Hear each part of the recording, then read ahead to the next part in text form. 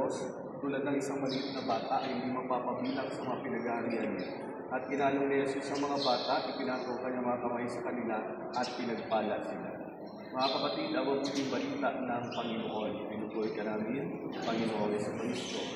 Bago po tayo magpatuloy, paalala naman po, meron po kayong gagampanang tungkulin sa batang binibinyagan. Kayo po ay siyempre magtuturo ng pananampalatayang Kristiyano. Sigurado po natin na kayo po ay Kristiyanong binyagan. Bakit po hinihingan na po ng baptismal certificate? Dati naman po wala. Bakit? Dahil po may pang-abuso po na ginagawa po ang mga nagpapabinyag. Ano po yun?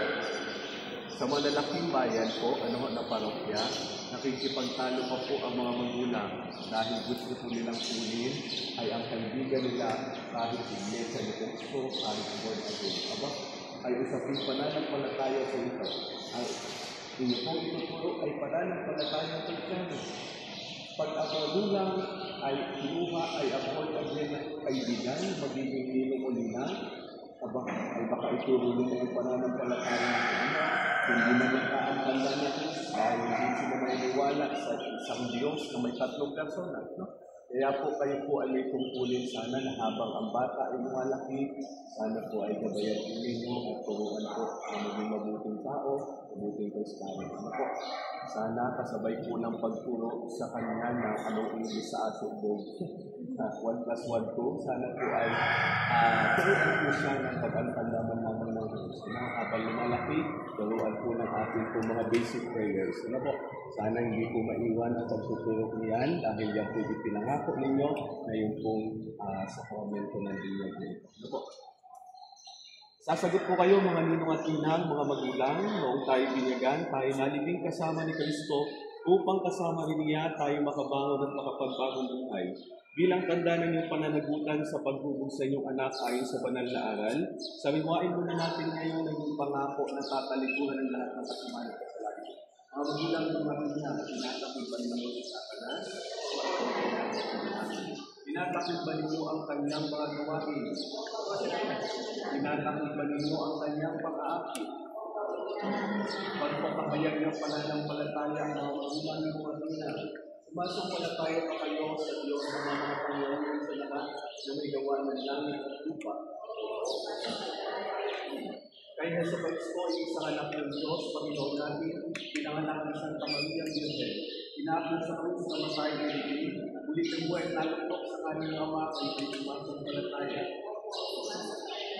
Sa Espiritu Santo, sa pagdalang ng Simbahan Katolika, sa kasamahan ng mga banal, sa kapatawaran ng mga kasalanan, at uling pagkabuhay ng mga namatay at sa buhay na walang hanggan, ay may sumasampalataya. Sa pananampalataya, ang mga nating binigyan at ikaw na sa pagkabuhay sa pamamagitan ng Kristo kasama ng Espiritu Santo, magpasawalang hanggan. Mga magulang, talaga bang bukas sa inyong loob na pagkabigay yung anak ay sa pinay nating pananampalataya?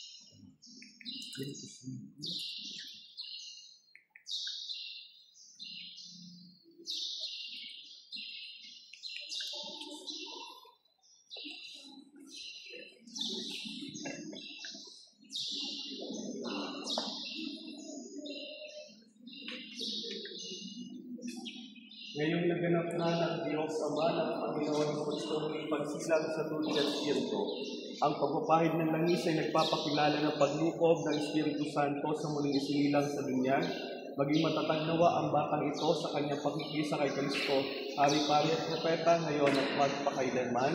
Amen.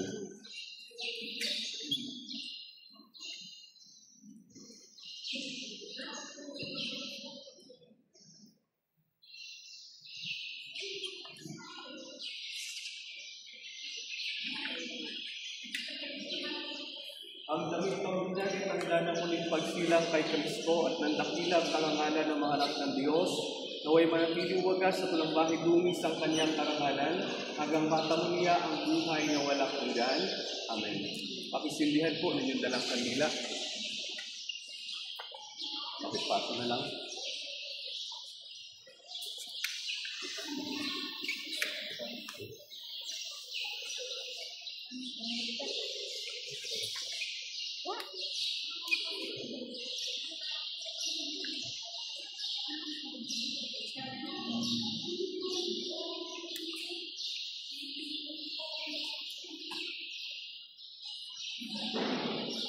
Tayo na magbigay dangal kay Jesus na ating ilaw sa diwa ng isipan. Siya sa mga pinabuhay sa ating kaliwanagan. Ang ilaw na ito'y tanda na liwanag ni Kristo na tinanggap ng bagong binyag. Sa tulong ng mga magulang, may mga pinang, naway mag-alam ito sa kanyang puso at diwa hanggang sa pagbabalik ni Kristo na ating Panginoon. Amen. Naging anak tayo ng kaliwanagan kay Kristo. Tumulong tayo ngayon sa ating Ama na bukal ng kaliwanagan ng buhay sa panalangin dinulog sa atin ng ating Panginoon. Sabay-sabay po tayo. Ama namin, sumasalangit ka sa bati ng anak mo. Mapasa amin ang karamihan mo. Sundin ang loob mo dito sa lupa para lang sa langit. Bigyan mo kami ngayon ng aming kakain sa araw-araw. Patawarin mo kami sa aming mga sala. Para lang po patawad namin sa nagkakasala sa amin. At huwag mo kami ipaikulo sa gusto at iadiya mo kami sa lahat ng sama. Amen. At sa mahal na Birhen, ating pagkatuwala ang bagong binyag, sama-sama tayong manalangin. Aba, Ginoong Maria, napupulong pa ng grasya, ang Panginoon Diyos ay sumasa iyo. Bukod kang pinagpala sa babaeng lahat at pinagpala naman ang iyong anak na si Jesus. Santa Maria, Ina ng Diyos, ipanalangin mo kaming makasalanan, ngayon at kung kami mamamatay. Amen. Ama namin mapagmahal, amin ang pinagdiwang sakramento na nagbibigay na iyong buhay at dangal. Habang panahon kami sumusunod sa iyo dahil sa lahat ng awa at biyaya. Maging tapatin mo kami bilang mga magulang ni mga pinang, ay manatiling matapat sa aming mga kapatid. Ilulog namin ito sa mga magkakaroon ng Kristo, kasama rin yung Santo Magpapawala Sinan. Amen. Sumayin ang Panginoon, at pagpalain kayo ang mga pangalan ng Diyos. Amen. Sa pagbilang ng lumay tinabang, dapat namin pagpusin ang ating pinasimulan. Ihanda niyo siya sa pagsapit ng araw ng pagtanggap ng sakramentong banal. Mayo kayong taglay ang kapayapaan. Salamat sa Diyos. Salamat sa Diyos. May patay na po ng sumila kapila. Okay. Amen.